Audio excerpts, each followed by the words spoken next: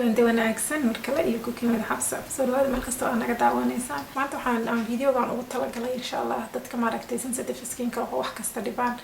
in maaragtay marar badan ay soo qoraan xabsa maxaa ugu talagashay dadka sensitive skin ka marka alaabtaan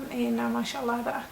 oo aloe vera iyo rose water ka wajiga sida uu dhaqanayo fiiriyo faa'iidooyinka ay leedahay meeshaas ay ku qoran tahay aloe vera waxyaabo badan oo lagu daaweeyo waa ogtihiin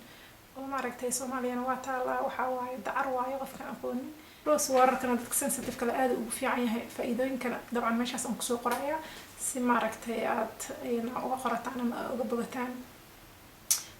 meelaha laga helana waxa laga helaa dukaamada Asianka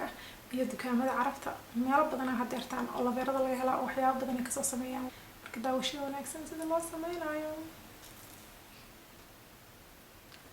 asxaabta sharafta leh soo dhawaada maanta waxaan sameysanaynaa waxyaabihii maaragtay dadka sensitive skin ka leh loogu talagalay waxa halkaas ku jira ujeedaan waa garoorka plain ah iyo dacar waa yogurt iyo aloe vera waa isla garanaysaa maaha waa dacar iyo garoor ama caano xoolaad midii aan markaas haysato insha Allah aloe vera midaan aan soo gatay inaan soo gadato muhiim maaha laakiin midii markaas ah hesho xataa waxaa la helaa iyadoo maaragtay geedkiyo sidiisa ahaa la helaa dhexda kala jeexay waxa ku jira kala soo baxaysa maadaama maaragtay aloe vera ay tahay mudaawaad ay tahay oo maaragtay la nacabi karo ama la cuni karo waxa gudaha ku jira ama korka la marsan karo aad ay noogu fiican tahay yacni haddii uu jiro korka maaragtay inflammation iyo waxyaabo lamid ah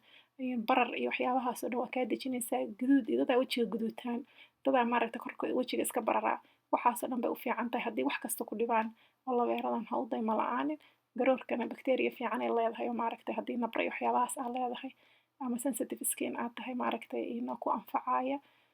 marka waa plain yogurt oo waxba kuma jiraan sokor iyo mid ay ku jirto ha soo gadanin saasa ugu masaajaynaysaa aloe vera waxaan kaloo u isticmaalaa safa herbal mask aan soo geliyay vitamin C ga ahayd maasha Allah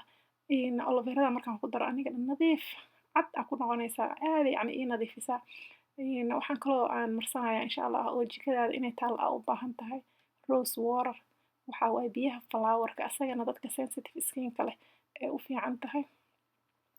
saasa suufkaas soo qaadanaysaa yogurtkii waan ka soo dhaqay iyo aloe veradii marka suufkaas intaan rose waterkii mariyo aad maaragtay saas ugu tirtiraysaa rose waterka waxay u fiican tahay haddii maaragtay sun damage iyo waxyaabahaas ay jiraan pollutionka hawada marmar maaragtay qofka bini'aadamka wuxuu isku arkayaa korkiisa oo sii bedelayo marka waxyaabahaas oo kaleeto dhan maaragtay ay kaa nadiifinaysaa wakaasa maasha Allah soo maaha qatar marka asxaabtii sensitive skin ka lahayd labadaas wax baa u baahan tihiin dacartaas iyo rose waterkaas gurigiina ayaan laga weynin insha Allah alaabtaas isku dhaya maadaama ay tahay maaragtay mudaawaad dabiici ah wakaasa qurux glowing skin maasha Allah idin macaato wixii tala iyo tusaalaha hoos ku reeba saliidii laga wada daba dhacay safa herbal oil wataas haddaa rabtaan in ay la soo xiriirtaan snapchat-kayga facebookgayga instagram-ka wakaas wassalaamu calaykum waraxmatullaahi wabarakaatu